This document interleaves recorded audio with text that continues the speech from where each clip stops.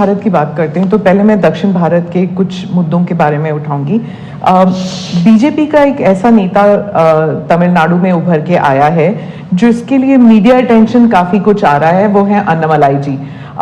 तो वो काफी कॉन्फिडेंट है कि तमिलनाडु में बीजेपी को डबल डिजिट फिगर आएंगे। तो क्या ये उनका ओवर कॉन्फिडेंस है कि आप भी तमिलनाडु इतनी बारी जा चुके हैं? पहली बात है कि तमिलनाडु जनसंघ के जमाने से और भारतीय जनता पार्टी, मैं कहता हूं 5-5 पीढ़ी हमारी इस विचार के लिए वहां खप चुकी है। तो एक निरंतर काम चला है। जब कांग्रेस से लोग निराश हुए तो प्रादेशिक पक्षों की तरफ गए और लंबे अरसे तक प्रादेशिक पक्षों का जो कुछ भी कामकाज देखा है, अब लोग निराश हो गए। निराशा के इस माहौल में उन्होंने दिल्ली में भाजपा की सरकार का मॉडल देखा, हिंदुस्तान में अन्य राज्यों में भाजपा की सरकार का मॉडल देखा, देश भर में जो तमिल बंधु रहते हैं उन्होंने अपने घरों में जाके बताया भी हम जिस राज्य में रहते हैं वहां तो ये हो रहा है। तो लोग स्वाभाविक तमिल प्रजा कंपैरिजन करने लगी कि जो हवा खड़ा किया गया था ये तो अच्छा काम कर रहे हैं। अब जैसे मैंने तमिल काशी संगम किया तो तमिलनाडु में डीएमके पार्टी वाले लोग ये तो पानीपुरी वाले करके मजाक उड़ाते थे। लेकिन जब तमिलनाडु के लोग काशी संगम कार्यक्रम में आए और काशी का रूप रंग देखा, उन्होंने कहा ये हमने तो जो सुना था ऐसा नहीं है, ये तो बहुत डेवलप दिखता है, बड़ी प्रगति हो रही है, आईटी का नेटवर्क दिखता है।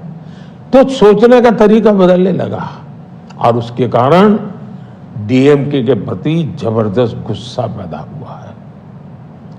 मैं कल्पना नहीं करता हूं इतना बड़ा गुस्सा पैदा हुआ है।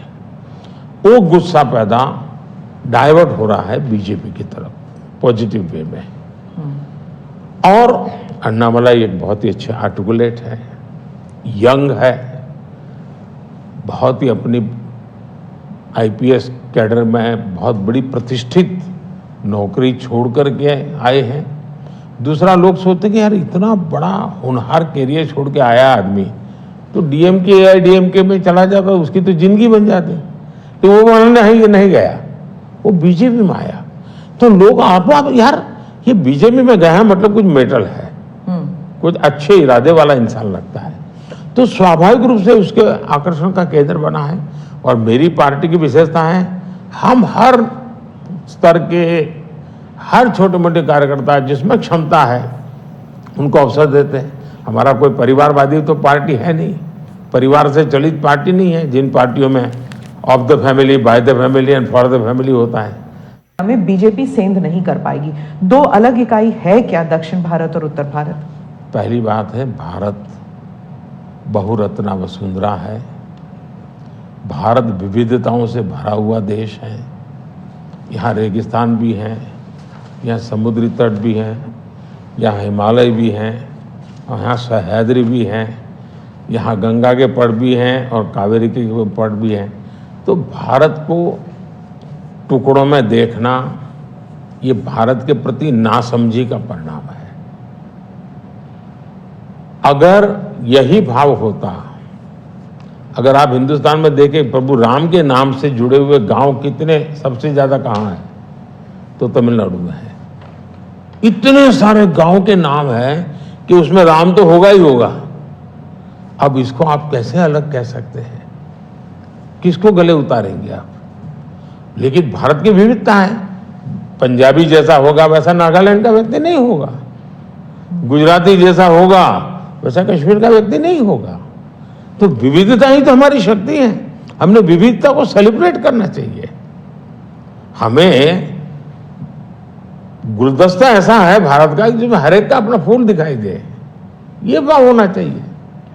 कांग्रेस कहती है कि बीजेपी और खासकर मोदी जी इस विविधता को अप्रिशिएट नहीं करते, एक रंग में ढालना चाहते हैं। और अगर 400 सीट जो आप कह रहे हैं अगर वो आ जाता है तो संविधान रद्द हो जाएगा, एक ही भाषा, एक ही रहन सहन, एक ही तरीका होगा और वो है जो मोदी जी कहेंगे। मैं समझ नहीं पाता हूं कि जो व्यक्ति यूएन में जाकर के पहली बार दुनिया की सबसे पुरातन भाषा तमिल भाषा का गुणगान करता हो, किस आधार पर उस व्यक्ति को आप ऐसे आरोप लगा रहे हो? मेरा तो मत है, और मैं जब कपड़े अलग अलग राज्य के पहनता हूं तो उनको ये परेशानी हो रही है। मुसीबत उनकी है कि वो एक सांचे में देश को डालना चाहते हैं। हम तो विविधता की पूजा करते हैं, हम विविधता को सेलिब्रेट करते हैं। और मैं हमको हर एक को कहता हूं, जैसे हमने कहा कि भाई डॉक्टर बनना है, इंजीनियर बनना, मातृभाषा में क्यों नहीं बन सकता है? जब मैं मातृभाषा में डॉक्टर इंजीनियर बनने की बात करता हूं, मतलब कि मैं मातृभाषा को सेलिब्रेट कर रहा हूं, उसका महात्मा बढ़ा रहा हूं। मुझे ये अभी एक गेमिंग वाले सब बच्चों के साथ बैठा था, तो उन्होंने से किसी ने पूछा हमारे लिए कोई संदेश, तो ऐसे मैंने कहा एक काम करो,